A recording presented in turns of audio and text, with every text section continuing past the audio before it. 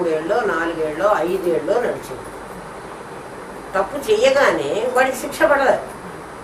ఈ లోపల జైల్లో కూర్చుని వాడు తప్పు చేసిన దానికి రిపెంట్ అవ్వకపోగా ఇటువంటి తప్పులు చేసిన వాళ్ళు ఇంకా చాలామంది వచ్చారు జైలు.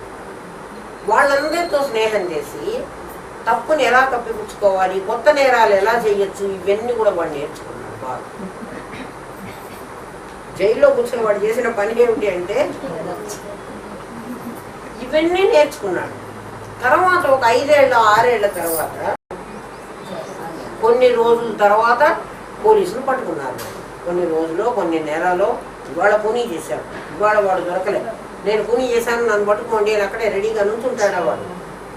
నుంచో వీళ్ళ ఆధారంగా ఏదో చేసి వాడిని రావడానికి వీళ్ళు ప్రయత్నం చేసి 1 నెలకో 2 నెలకో 4 నెలకో సంవత్సరానికో వాడిని పట్టుకొచ్చారు. వాడిని పట్టుకొచ్చి జైల్లో పెట్టారు. జైల్లో పెట్టిన తర్వాత కేసు పెట్టారు. ఆ కేసు ఎన్నాళ్ళు నడిచింది? ఒక 3 ఏళ్ళో 4 ఏళ్ళో 5 ఏళ్ళో నడిచింది. తప్పు చేయగానే వాడికి శిక్ష పడదు.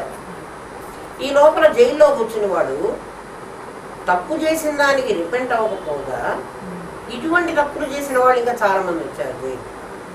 వాళ్ళందరితో స్నేహం చేసి తప్పుని ఎలా కప్పిపుచ్చుకోవాలి, కొత్త నేరాలు ఎలా చేయొచ్చు, ఇవన్నీ కూడా వాడు నేర్చుకున్నాడు బాగా. జైల్లో కూర్చొని వాడు చేసిన పని ఏమిటి అంటే ఇవన్నీ నేర్చుకున్నాడు. తర్వాత ఒక 5 ఏళ్ళ 6 ఏళ్ల తర్వాత 5 ఏళ్ళో 6 ఏళ్ళో గడిచిన తర్వాత జడ్జి గారు ఇప్పుడు ప్రత్యక్ష ప్రమాణం లేదు, ఆయన అనుమాన ప్రమాణం లేదు. వీడికి ఇది చేసి ఉంటాడు ఇదండి అంతమందిని జడ్జి గారు చూస్తున్నారా? లేదు. కేవలం సాక్షి ప్రమాణంతో ఆయన కొట్టేయాలి కేసు. సాక్షి ప్రమాణం 3 ప్రమాణాలు ఉండేవి. సాక్షి ప్రమాణంతో ఆయన కేసు కొట్టేయాలి.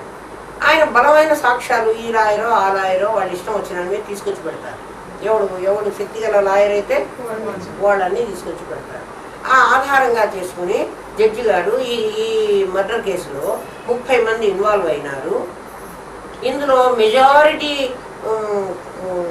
నేరస్తులు ఎవరో 2 లేకపోతే 3. వీడికి ఈ నేరానికి కఠినమైనటువంటి ఇటువంటి కారాగారం, వీడికి 5 ఏళ్ళు, వీడికి 7 ఏళ్ళు, వీడికి 8 ఏళ్ళు, మిగిలిన 20 మందిని